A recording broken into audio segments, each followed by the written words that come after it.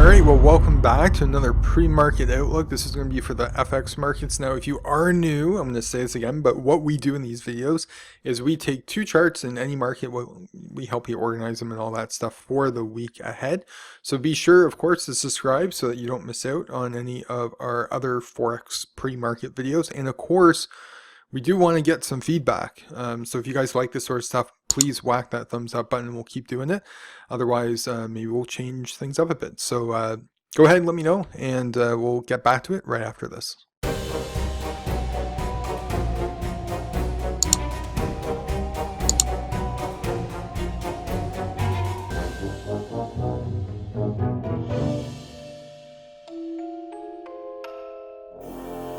Okay, so the first chart I want to look at is this Aussie CAD that's up here right now. This is a 30-minute chart. You can see that we took a pretty big dive trying to figure out how we want to organize this data. So there's nothing that stands out to me on this time frame, and if there isn't anything that stands out to you on a time frame, you should always just try changing it up a bit. So I'm going to go out and try and get a bigger overview here. This is a 60-minute.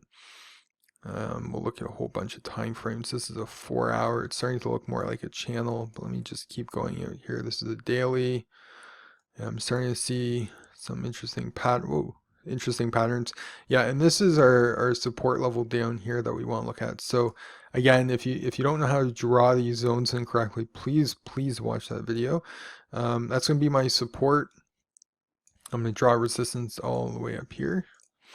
And you can probably see where our attractor is, or at least if you're in our usual morning meetings, you'll probably know where that attractor is, and we want to stay well away from that. What we want to do now is kind of focus on this area between, let's just say 93.50 and probably around 91.50. There's about a 200 pip area there on a daily that looks like we're going to hit some strong support. Every time we kind of bend down in this zone, you can see that we've kind of bounced away from it. So what we want to do is not trade the daily. I think that's probably too long of a pattern for most of you to trade. But if we go down to a 4-hour or less, you can probably start to see some patterns that you might be eyeing.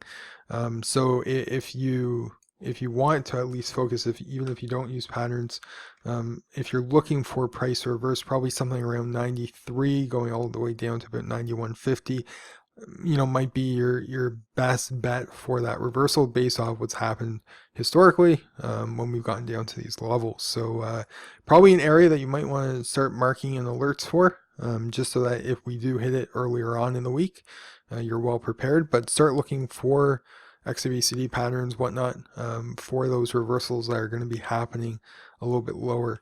Now, one of the things you can do here is just toss on sonar, and you can kind of get an idea as it projects. This is not a moving average, but we're going to project what's going to happen here. It looks like price is going to continue to head down, and we get a little bit of a bounce here. So I don't know if that it's going to mean that we're going to be getting like a little bit of an earlier bounce, or if we're just going to be almost like riding this channel that we've been seeing coming all the way down, and seeing that continue. It looks like we're going to go sideways for a bit, probably, as price rebuilds some energy into it, and we can kind of get a better idea of what we're looking for. But as long as this channel doesn't break and we can keep on heading down, we're probably going to be able to see that probably at least 93 get hit, and hopefully somewhere in between 93 and 92. So we'll keep an eye out on that as things come about this week. But that's your Aussie CAD. Now on your Euro pound, this is again the daily. You can start to see we have some pretty strong resistance up here too, and we have that little channel. I'm going to go down to maybe a 60-minute, maybe a little bit cleaner on the 4-hour. You can start to see where that would be. And it looks like we've made a low. We've since bounced before the close of the market here, and it looks like we might hang on, we might not. It's in that bit of a zone. If we do end up heading up, then we're probably going to be looking into that 92 area. This one's a little bit further away, but we do have some nice patterns on there. There's an ETP3 pattern if you're looking for that. Something that could give us a reversal somewhere between that 92 and 93 area.